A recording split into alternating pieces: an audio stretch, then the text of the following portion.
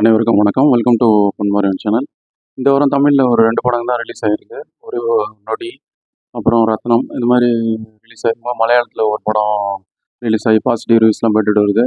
அந்த படம் தான் பவி கேர்டேக்கர். இந்த படத்தில வந்து திலீப் தான் நாயகனா நடிச்சிருக்காரு.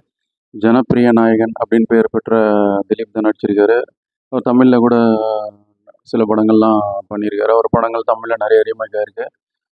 பேரழகன் இந்த மாதிரியான படங்கள்லாம் தமிழ்ல அவரோட படங்கள்லாம் இங்க நல்லா தமிழ்லயும் நல்லா ஓடிச்சு. ஸோ அப்படியேப்பட்ட அப்புறம் அந்த பாடிகார்டுன்னு சொல்லி அவர் நடித்த படம் தான் தமிழ்ல தளபதி அவர்கள் நடித்து காவலன்னு ஒரு படமாக வந்துச்சு. ஸோ இப்படி பல தமிழுக்கும் நல்ல அறிமுகமானவர் தான் திலீப். அவர் வந்து ஜனப்பிரிய நாயகன் சொல்லப்படுறாரு. ஏன்னா ஜனப்பிரியன்னா மக்கள் அபிமானம் பெற்ற அப்படின்னு அர்த்தம். எப்படி வந்து புரட்சி திலகம் பாக்யராஜ் அவர்கள் படங்கள்லாம் வந்து எல்லாருக்கும் எல்லா வகையான மக்களுக்கும் பிடித்தமாக இருக்குமோ, தாய் குலத்திலேருந்து சின்ன பசங்கள்லேருந்து இளைஞர்கள், முதியவர்கள் எல்லாரையும் கவர்ற மாதிரி அந்த மாதிரி மலையாளத்தில் வந்து திலீப் ஒரு மிக சிறந்த நடிகர். காமெடி படங்களுக்கு சிறப்பான ஒரு பெயர் பெற்றவர். ஃபேமிலி ஆடியன்ஸ்லாம் அவருக்கு நிறைய இருக்குது. ஃபேன் பேஸ் வேர்ல்டு வைட் இருக்குது. அது இல்லாமல் அவர் எல்லா ஜானர்லையும் பண்ணிட்டாரு. அவர் பண்ணாத ஜானரே இல்லைன்னு சொல்லலாம். அந்தளவு எல்லா ஜானர்லையும் நடித்து ஆக்ஷன், அப்புறம் அந்த தாதா கேரக்டரு, காமெடி, அப்புறம் எல்லா விதமான அந்த வயசான கேரக்டர் எல்லாமே பண்ணி சிறப்பாக பண்ணியிருந்தாரு. அப்படியேப்பட்ட நடிகர். இப்போ தங்கமணின்ற படம் ஓரளவு நல்லா ஒரு பாசிட்டிவ் ரிவ்யூஸ் பெற்றுச்சு. அதுக்கப்புறம் இந்த படத்தை இப்போ ப்ரொடியூஸ் பண்ணியிருக்காரு அவரே, திலீப் அவர்கள். அந்த அளவுக்கு இயக்குனர் வினீத்குமார் மேலே கான்ஃபிடன்ஸ் இருக்குது. ஸோ அவரும் படத்தை நல்லா ஃபீல் குட்டாக கொண்டு போயிருக்காரு. இந்த படம் பார்த்துட்டேன். இந்த படம் வந்து தமிழில் வந்து ஒரு கிளாசிக் படமான காலமெல்லாம் காதல் வாழ்க, அந்த மாதிரியான படங்கள், அதுக்கு முன்னாடி காதல் கோட்டை, இந்த மாதிரி படங்களில் வந்து அந்த மிஸ்ட்ரி திங்ஸ் எல்லாம் வந்து ரொமான்டிக் மிஸ்ட்ரி திங்ஸ் எல்லாம் இதுலேயும் வச்சுருப்பாரு. எப்படின்றது டீட்டெயிலாக ரிவ்யூவில் பார்க்கலாம்.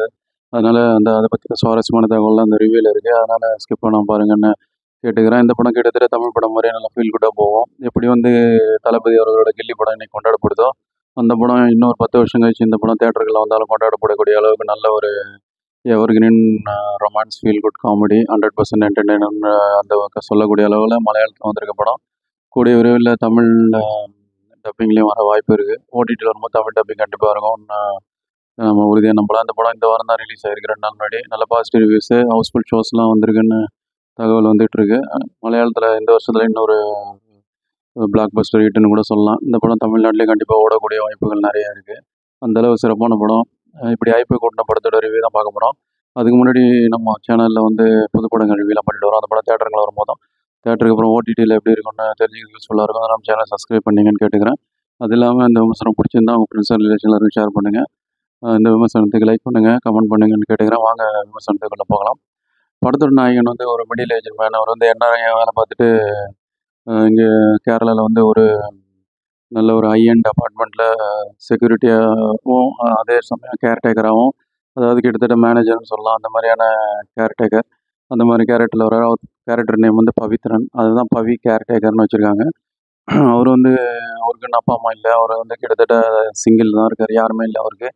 அப்படி இருக்கும்போது அவருக்கு கல்யாண வயசு தாண்டிடுது. அப்படி போகும்போது ஒரு கல்யாணம் பண்ணணும்னு அவருக்கு ஒரு ஆசை இருக்குது. ஆனால் வீட்டில் யாரும் இல்லை, தனியாக இருக்குது. அந்த தனிமையாக அவருக்கு போர் அடிக்குது.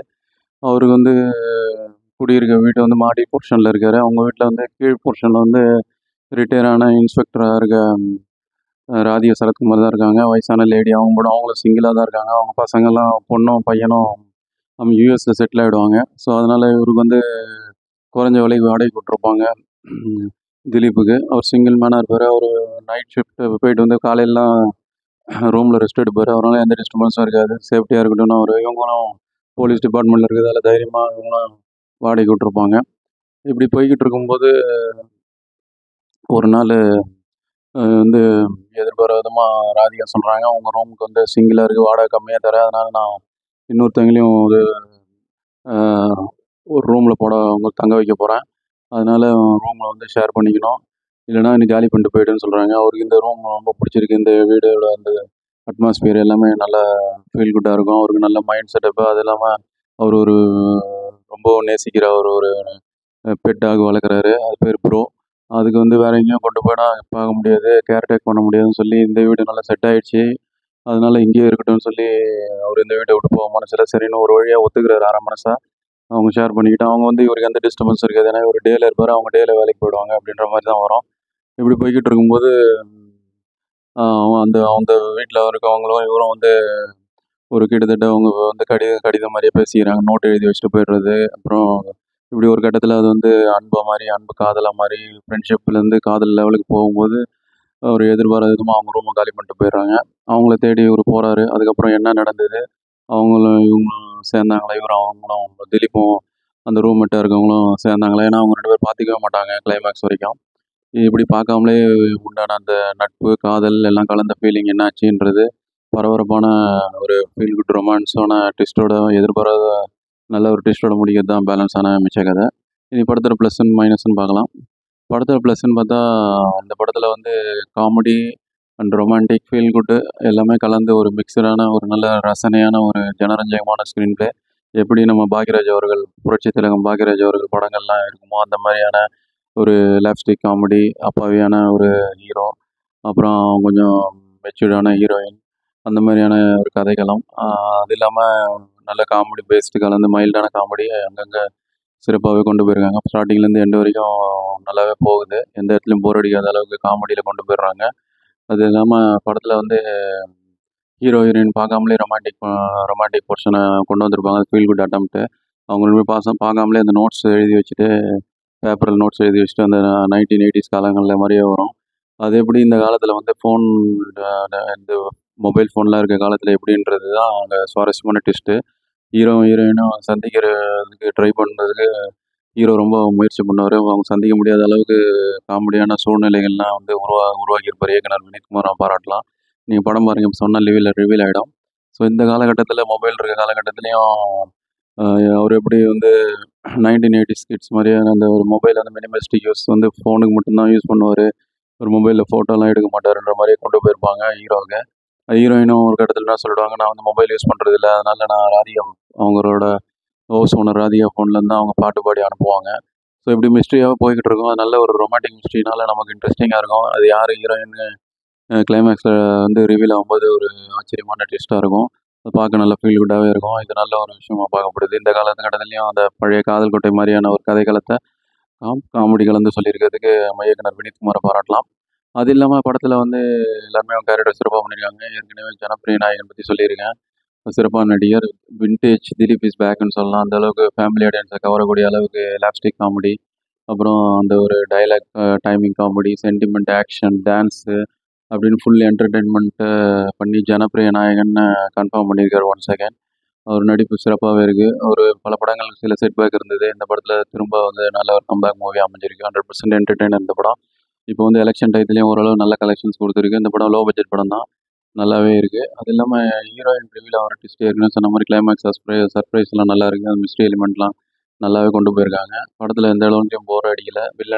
சின்ன கேரக்டர்ல வில்லன் மாரி வரும். அதுவும் ட்விஸ்ட்டோட முடியும். பாருங்க படம் பாருங்க உங்களுக்கே தெரியும். அது இல்லாம படத்துல அவரு கூட இருக்க சக வாட்ச்மேன் ஜோனி ஆண்டனி அவர் டைரக்டர். அவரு நல்ல சப்போர்ட்டிங் ரோல்ல நல்லாவே பண்ணியிருக்காரு. அப்புறம் ராதிகா சரத்குமார் நல்ல மிடுக்கான அந்த retired police character, house owner character நல்லாவே பண்ணியிருக்காங்க. அவங்க ஜஸ்டிஃபை பண்ணியிருக்காங்க. சிறந்த நடிகை அவங்க. ஏற்கனவே சொன்ன மாரி அவங்க பல படங்கள் நம்ம பார்த்தோம். இந்த படமும் சிறப்பான படமா அமைஞ்சிருக்கு மலையாள படத்துல. அவங்களுக்கு கேரக்டர் நல்லாவே எழுதியிருக்காங்க. மினிமல் கேரக்டர்ஸ் தான். குறைஞ்ச கேரக்டர்ஸ வச்சு நல்லாவே எஸ்டாப்ளிஷ் பண்ணியிருக்காங்க. படம் எந்த அளவுலயும் ஒரு மீடியம் பட்ஜெட் மாரியே தெரியாது. அது இல்லாம படத்துல ஒரு முக்கியமான கேரக்டர்ல ப்ரோ அப்படிங்கிற பெட் டாக் வளர்த்துருப்பாங்க. அந்த டாக் வந்து நல்லா சிறப்பா நடிச்சிருக்கும். கேரக்டர் நல்லாவே ஹீரோக்கும் அந்த ஒரு பாண்டிங்கு ஹீரோக்கும் அந்த பெட் டாக்கும் இருக்க பாண்டிங்லாம் சிறப்பாவே காட்சிப்படுத்தியிருப்பாங்க. ஹீரோயினுக்கும் அந்த பெட் டாக் இருக்க ஒரு நல்ல ஒரு இதையும் காமிச்சிருப்பாங்க. நல்லாவே இருக்கு. அது இல்லாம இந்த அபார்ட்மெண்ட்ல வர சீன்ஸு, அதுக்குள்ள நடக்கிற காமெடிகள் எல்லாமே நல்லாவே காட்சிப்படுத்தியிருப்பாரு இயக்குனர் பாராட்டுகள். அது இல்லாம இந்த படத்துல எல்லாமே நேரேஷனும் நல்லா இருக்கு. எந்த அளவும் போர் அடிக்காம போகுது. படம் ஆஹா! மைனஸ் இல்லன்னா சில விஷயங்கள் எனக்கு உடன்படல. அது என்னன்னா செகண்ட் ஹாஃப் ஒரு நிமிஷம் ட்ரிம் பண்ணியிருக்கலாம். அது இல்லாம ஹீரோ, ஹீரோயின்ஸ்க்கும் சில பார்க்காமலே காதல் வர மாரி சில சீன்ஸ்லாம் வச்சு கொஞ்சம் லீடு குடுத்திருந்தா இன்னும் நல்லா இருந்திருக்கும். ஆ அது இல்லாம ப்ளஸ்ல சொல்ல விட்டு போனது கேரளாவோட அந்த ஒரு லேண்ட்ஸ்கேப்ப நல்லா சிறப்பா காட்சிப்படுத்தியிருப்பாரு கேமராமேனுக்கு பாராட்டுகள். மைனஸ்ல வந்து இன்னொரு சீன் என்னன்னா, இந்த படம் ஏற்கனவே பார்த்த மான்ஸ்டர், காதல் கோட்டை, காலமெல்லாம் காதல் வாழ்க அப்படின்னு நம்ம ஏற்கனவே பார்த்த அந்த படங்கள்லாம் கண்ணு முன்னாடி வந்துட்டு போகுது. அந்த மான்ஸ்டர் படம் ஏன்னா, அந்த ஹீரோவுக்கு வந்து ரொம்ப நாளா கல்யாணம் ஆகாம இருக்கிறது. காலமெல்லாம் காதல் வாழ்க, அப்புறம் காதல் கோட்டை ஏன் ஞாபகத்துக்கு வருதுன்னா, அதில வந்து பார்த்துக்கவே மாட்டாங்க ஹீரோ, ஹீரோயினும். ரொம்ப நேரத்துக்கு அப்புறம் கடைசியில கிளைமேக்ஸ்ல பார்ப்பாங்க. இதையும் அந்த மாரி அதுலேருந்து இது முற்றிலும் வித்தியாசமான படம். இருந்தாலும் நமக்கு அந்த படங்கள் வரத வந்து மறக்க முடியல. இது எந்நேரம் பார்க்க முடியுது. மொத்தத்தில் இந்த படம் எப்படி இருக்குன்னா, குழந்தைங்களும் ரசிக்கக்கூடிய அளவுக்கு ஒரு லேப்ஸ்டிக் காமெடி, ஒரு நல்ல டைமிங் காமெடி வந்து ஜனப்பிரிய நாயகன் நல்லாவே பண்ணியிருக்காரு திலீப் அவர்கள். அதனால இந்த படம் ஃபேமிலியோட பார்க்கக்கூடிய நல்ல ஒரு ஃபீல் குட்டான படம். படத்தில் எந்த விதமான ஒரு வயலன்ஸோ இல்லைனா வந்து ஒரு ஒரு 18+ சீன்ஸோ எதுவுமே கிடையாது. தாராளமாக 6லேருந்து 60 வரை எல்லாரும் பார்க்கக்கூடிய அளவு சிறப்பான ஒரு படம். மலையாளத்தில் ஃபீல் குட் படம். இப்போ சமீபத்தில் வந்த ஃபீல் குட் படங்களில் இந்த படம் ஒன்றுன்னு சொல்லலாம்.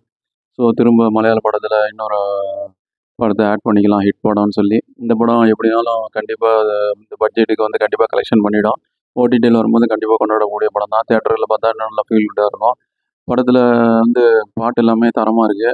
மிதுன் முகுந்தன் நான் சொல்ல மறந்துட்டேன். மிதுன் முகுந்தன் போட்டிருக்காரு. அந்த ஓணம் சாங்கு, அப்புறம் இவர் வந்து ஹீரோயின் வந்து இந்த லவ் புரிஞ்சுக்கிட்டாங்கன்னு சொல்லி ஒரு ரொமான்ஸ் பாட்டு அப்படின்னு 2, 3 பாட்டு நல்லாவே பண்ணியிருக்காரு. பிஜிஎம் நல்லா ஃபீல் குட்டாக இருக்குது. ஸோ இந்த படம் கண்டிப்பாக நம்ம சைட்லேருந்து ஹைலி ரெக்கமெண்டட் மஸ்ட் வாட்ச். இந்த படம் தமிழ்நாட்டில் நல்லா ஓடுன்றது என்னோட ஒரு கருத்து கணிப்பு. ஸோ இந்த படத்தை பாருங்கள். அது மொழி புரியாட்டியும் இப்போ மஞ்சுமல் பாய்ஸ் எப்படி டைரெக்டாக வந்ததோ அந்த மாதிரி இந்த படமும் மொழி புரியலாம் நல்லா இருக்கும். அப்புறம் இங்கிலீஷ் சப்டைட்டில் அப்புறம் டப்பிங்கோட வர காலங்களில் வரும்ன்றது என்னோட கணிப்பு. ஓடிடியில் வரும்போது தமிழ் டப்பிங் கண்டிப்பாக இருக்கும் எது எப்படினாலும். ஸோ இந்த படத்தை தரமான படத்தை கொடுத்த மொத்த யூனிட்டுக்கும் பாராட்டுகள். திலீப் அவர்களுக்கு கம்பேக் படம். ஸோ அந்த படத்தை பார்த்துட்டு உங்கள் கருத்துக்களை பின்னூட்டங்களை தெரியப்படுத்துங்க. இந்த விமர்சனம் பிடிச்சா லைக் பண்ணுங்கள், ஷேர் பண்ணுங்கள், நம்ம சேனலுக்கு சப்ஸ்கிரைப் பண்ணுங்கன்னு கேட்டுக்கிறேன். வேறு ஒரு திரை விமர்சனம் சந்திப்போம். அதுவரை நன்றி, வணக்கம்.